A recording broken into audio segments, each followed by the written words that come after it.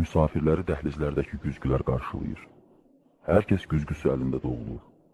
Heç kəs özgəsinin aynasına baxmır. Hətta bu aynalar ilk baxışda kiminsə xüsusi mülkiyyətə təsiri bağışlasa belə. Çünki güzgülər malikanələrdən fərqli olaraq maliklərin əmlaki olmur.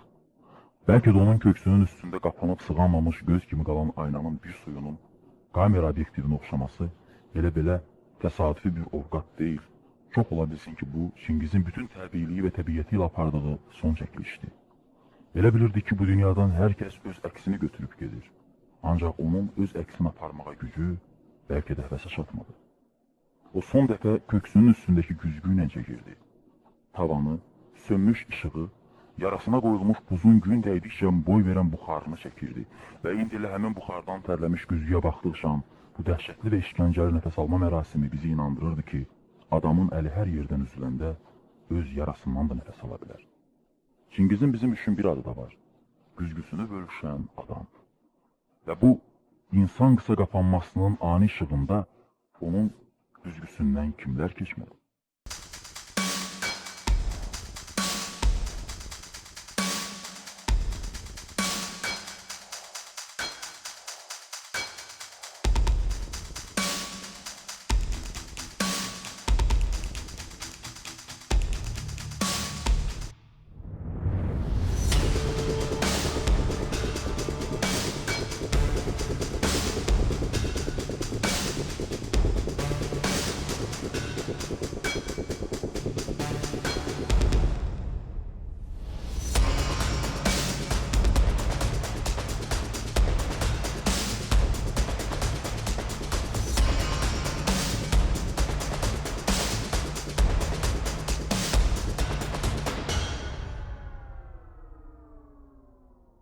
Kimi hərəkətdə və qaynar, bugün məkan kimi sükunətdə və donuq varlıq, bəlkə də yoxluq, indi vaxtı ötmüş təqvim məcmuunu xatırladır.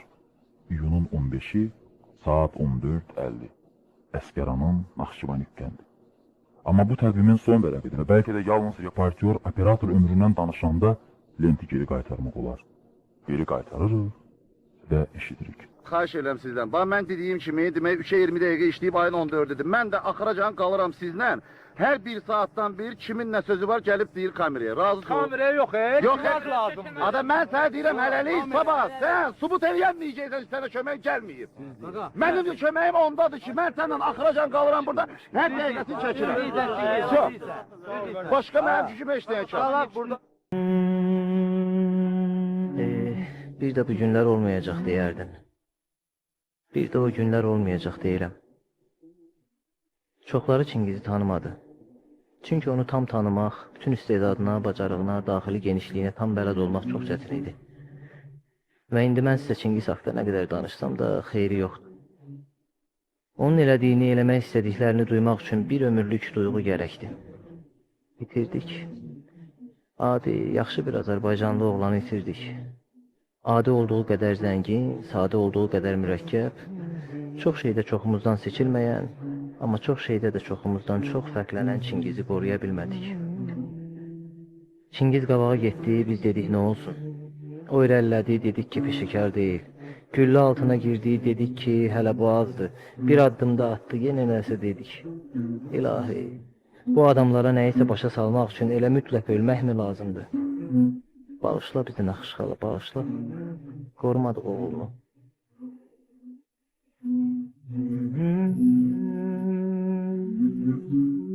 Çoxları Çingizi tanımadı. Onun təbiətindəki artistizmi görməmək olmazdı, amma bəlkə də çox adam bilmir ki, Çingiz 2 bədii filmə çəkilib. Payına düşən rollar baş rollar olmasa da, Çingizin qurtarmaq bilməyən yaradıcılıq enerjisinin bir qığılcımı idi. Onun arzularından biri də film çəkmək idi. Yaratmaq istədiyi neçə bədii filmin süjetini, quruluşunu ağlında gəzdirirdi. Nə haqdaydı bu filmlər? Çingizin aşıb daşan yaradıcılıq fantaziyası vardı. Həmişə yeniliyi axtarırdı. Bakıda ilk diskoteka mərkəzi, Azərbaycan türkçəsində ilk dəfə diskoteka aparıcılığı, Azərbaycanda ilk disko show proqramlar, ilk breakdans qrupu, rock musiqisi tarixini toplayan ilk fonoteka, Vaqif Mustafazadə haqda ilk slide film, daha nələr, nələr. Özü də bunların çoxu Çingizlə gəldi elə Çingizlə də getdi. Bəzilərinə qeyri-ciddi, bəzilərinə qəribə görünsə də, Çingiz Bakıda birinci və bir nömrəli dirjokey idi. Tək Bakıda mı? Təəssüf ki, bu şeylər tezliklə çoxlarının yadından çıxacaq. Amma yəqin ki, 80-ci illərdə Qaqarin adına pioner düşərgəsində istirahət edən uşaqlar heç vaxt Çingizi, onun şən, əyləncəli diskoteka tamaşalarını unutmayacaqlar. Bu günlərdə həmin düşərgəyə Çingizin adı verilib. Ümumiyyətlə, Çingiz uşaqları çox istəyirdi. 9 aylıq öz balaca oğlunu da, bütün uşaqları da. İndi istəməsin. Bağışla bizi Fuad bala, bağışla. Qorumadıq atanı.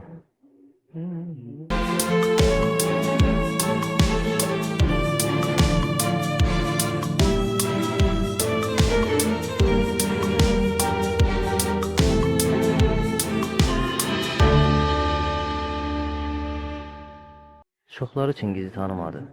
Məncə siz Çingizi ilk növbədə son vaxtlar bir ildən də az bir müddətdə televiziya üçün hazırladığı reportajlardan, verilişlərdən tanıyırsınız. Şuşa, Kərkicahan, Laçın, Naxçıvanik, Xocalı. Məhz bu çəkilişlər Çingizi bizə həm jurnalist, əsl reportyor kimi, həm də vətəndaş, torpaq qeyrəti çəkən oğul kimi tanıtdı. Amma bəlkə də çoxumuzun yadından çıxıb ki, 215 KL-dən əvvəl televiziyada Gülüstan əyləncəli proqramı, Sevinç kafesi verilişi, Eksprompt Gənclik studiyası, radioda isə tələbə diskotekası verilişləri olub. Çingiz bu verilişlərin yaradıcılarından, müəlliflərindən və həm də aparıcılarından biri idi. Bəzən qınayanlar da olurdu. Cəmaat instituta bir ətək pul verir, bununsa ali təhsil diplomuna heyfi gəlmir. Düzdür, həkimlik də etdi. Amma bir neçə ildən çox dözmədi. Yaradıcılıq, axtarışlar, ideyalar, həkimlik diplomunu üstələdi. Amma yəqin ki, elə həmişə üstələyirdi. Tələbə də olanda, həkim də olanda, baş həkim olanda da. Bəlkə də qanına bulaşanda yanında bir həkim olsaydı. Bağışla bizi Çingiz qardaş, bağışla. Qorumadıq səni. Çoxları Çingizi tanımadı. Çingiz Ozan qrupunun rejissoruydu. Ozanın mahnılarının yaranmasında rolu çoxdur. Burada da çox şey ilk dəfə olurdu. Rap üslubunda Azərbaycan dilində ilk mahnı dünənki keçdi. Çingizin ideyası idi, özü ifa eləyirdi. Ozan qrupunun bütün səs yazılarını Çingiz hazırlayırdı. Hər dəfə də cürbəcür eksperimentlərlə. Çingiz Azərbaycanda ilk qeyri-formal təşkilatlardan olan Cəngi Birliyinin yaradıcılarından və rəhbərlərindən də biri idi. Yaratmaq, qurmaq Çingizin məqsədi deyildi, xasiyyəti idi, yaşayış tərzi idi. Növbəti dəfə hər hansı bir işin həvəsi ilə alışıb yananda və bəzən bunun qarşılığında bizim tənbəlliyimizi görəndə dərindən bir nəfəs alıb deyərdi. Bir də bu günlər olmayacaq. Ay Çingiz, ay Çingiz. Biz hardan biləydik ki, bir də o günlər olmayacaq. Çingiz şəhid olub əbədləşdi. Biz isə ölüb gedəcəyik.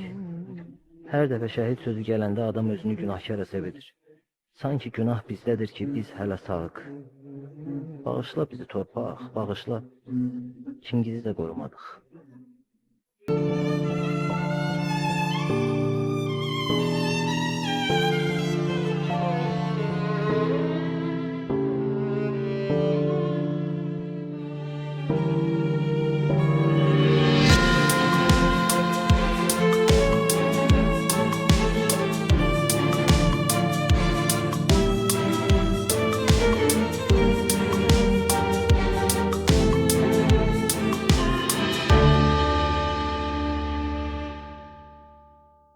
Uca boylu, uzun saçlarını zövqlə daramış, eynəyini tez-tez alına qaldıran, cins geyimli, əzgin yerişli, manqaloid sifətli, zarafatı ciddiyyətindən seçilməyən.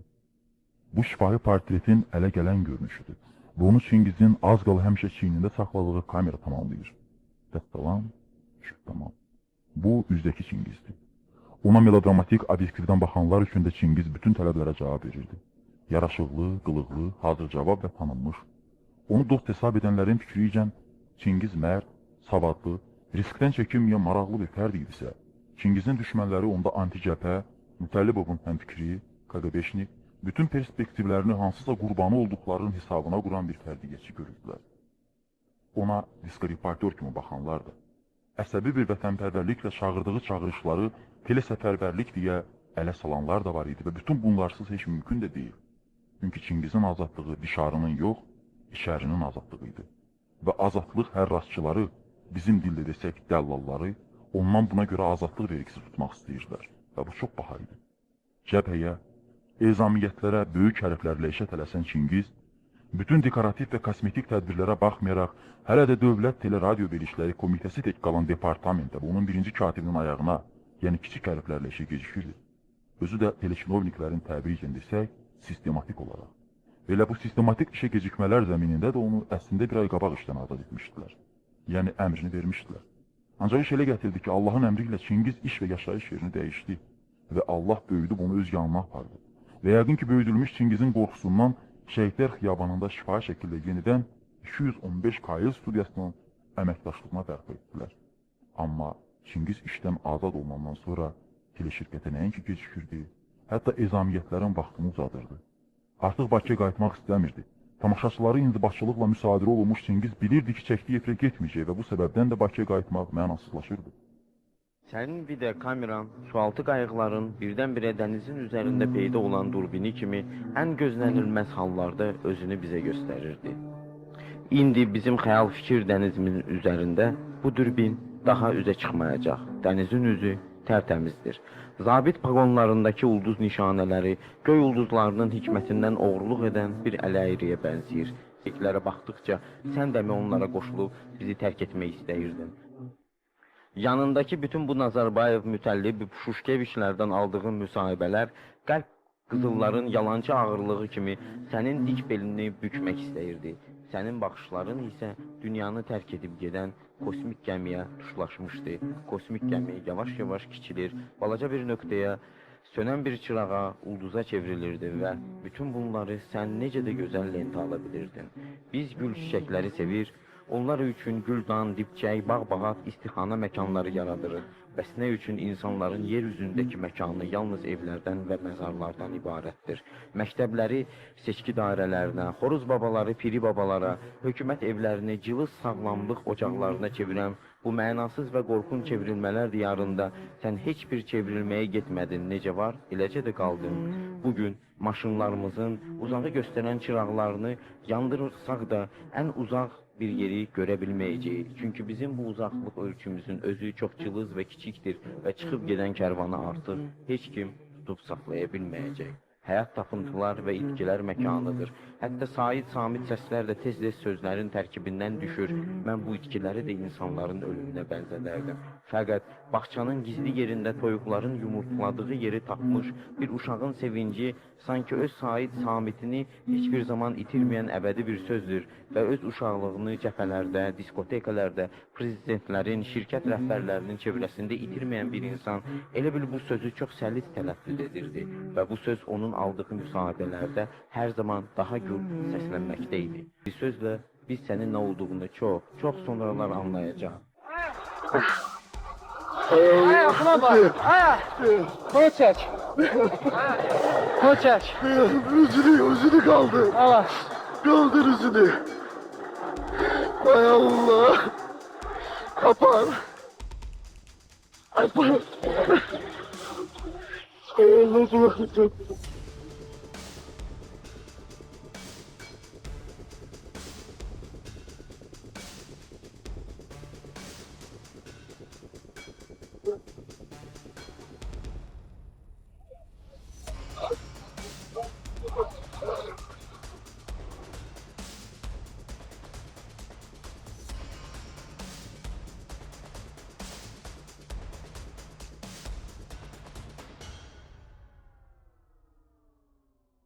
Sən bütün bunları görüb öz video kameramı işlədirdin və bu əlvan təkər qapaqlarının ölümün bizə göndərdiyi gəlinlik güzgüsünü olduğunu anladıqca sənin kameramın gözündən göz yaşları axırdı. Hər bir Azərbaycanlı bunun dəfələrlə şahid olmuşdu. Yer üzündən özünü ayırmış, torpağın cazibə qanunundan qaçmış bütün varlıqlar necə də gözəldir. Bəlkə də ayağını yerdən üzmüş körpülərin, uçan quşların, günəşin, ulduzların gözəlliyi bax buradadır. O ayağını yerdən üzmüş, yerin cazibə gücünə tabi olmayan bir körpü, bir quş idi.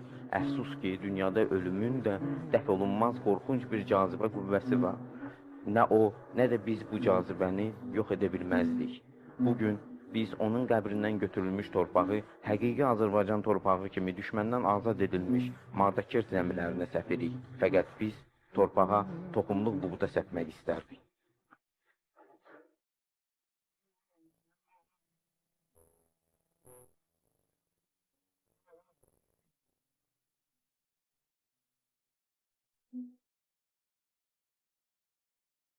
Qazax, Tovuz rayonlarında apardığı çəkilişlərdən danışmırdılar. Yalnız Xocalı faciəsindən danışırdılar. Çingizi güllər Kərkicahanda tutmalıydı. Amma o yenə də Çingizi bir təbəssümlə, heç səndən gözləməzdim eyhamı ilə Gilizi əlinə aldı. Onu şüşə sındırmaq cəhdi boşa çıxmış və üstəlik yaxalanmış uşağı sığaldayan tək oxşadı. Heç kəs bunu bilmədi. Amma Xocalıdan danışırdılar.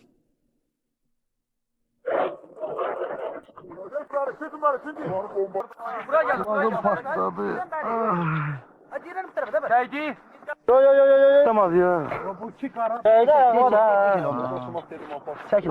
Onu ver boyun cebime yat aşağı. Haydi. Koş. Ben soğuk. Ben de dedim altında ne? Siz yukarıdan kırkırbat elin onu dedi.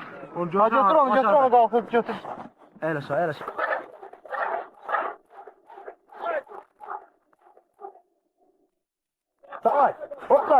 Oktay. Sağla dedi. Oktay sağla. Melatını siz oradan ele gelirsiniz. Oktay davay. Gelin siz çıkın. Ben geldim. Cengiz zaten da alacağım. Cengiz nakir kalmadı orada. Cengiz gülle çıkarır. Sağla da. Gedirem. Bir stop. Orada aynı gitme orada. Otur yerinde Cengiz. Tamam.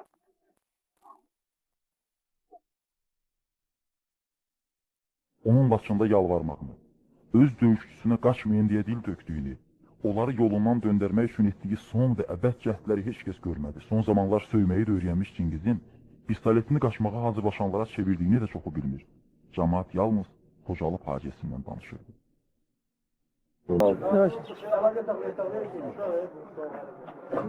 Ayın 16-sı Laçın şəhəri saat 1. Səhərdən Laçını tüm burada olan hərbi qüvvələr, hərbi texnika və Laçına qayıdan girifdə oğullar yalnız gördüyümüz uşaqlardır. Onlar da indi tez bölünüb gürbəcür. Aslanı Laçını ermənilərdən bir şey də demək istəyirəm. İndiyəcən Laçına hələlik nə bir dənə güllə, nə bir dənə qəlbə, nə bir dənə də erməni işqalarında görünmür. Her şey. Həmən günün səhəri Laçın da əldən getdi. Əvəzində isə Bakıda inqilab deyilən bir hadisə oldu və hakimiyyət ələ keçdi.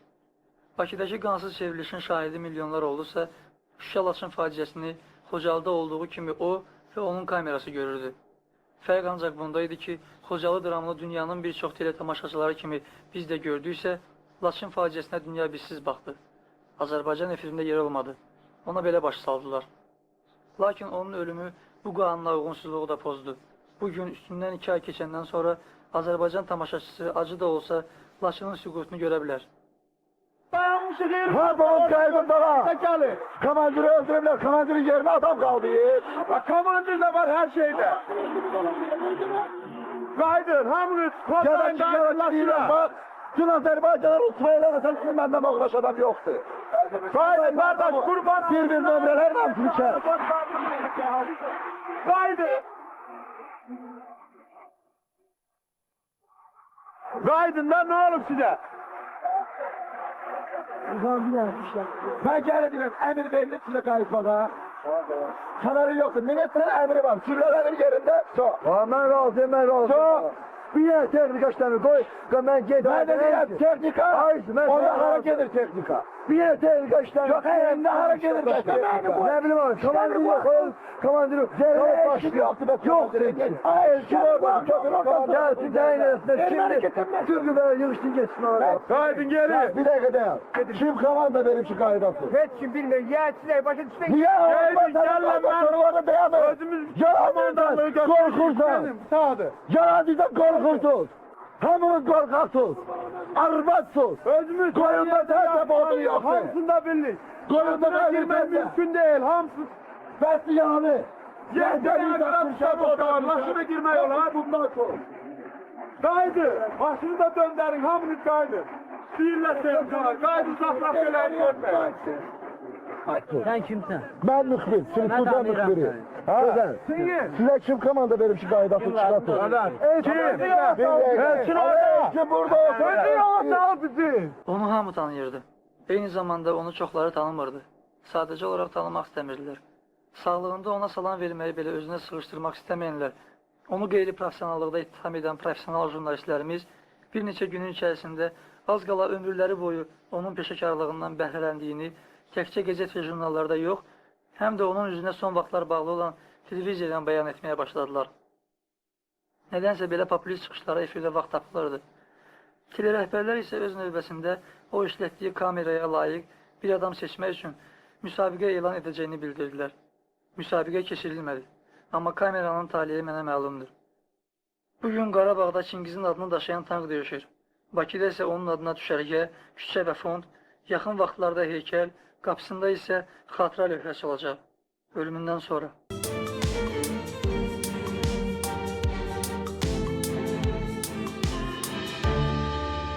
Bu kadrlarda canlı var. Anasız canlının iylənib ağırlaşmış, milçəyi basmış faciəsi var. Yəqin ölmüş qadını da Süləmər körpəsi biləmərdi. Burada Çingiz də yoxdur. Canlıya baxan canlı var. Dəhşətlidir, deyilmi? Ancaq daha dəhşətlisi balasının 10 gün günəşin döydüyü meydinə bala cəsədi tək cuman, lakin leş üfunətindən irgənə çəkinən, amma bununla belə ölüsünü dünyanın ən isti və yaş sözləri ilə yuvub ütüləyən ananın faciəsidir. Və müharibə məmləkətin atına da, əskərinə də eyni məsafədə yaxın, eyni dərəcədə aiddir. Bu, Çingizin bütün çəkdikləri içərisində ən lirkidir.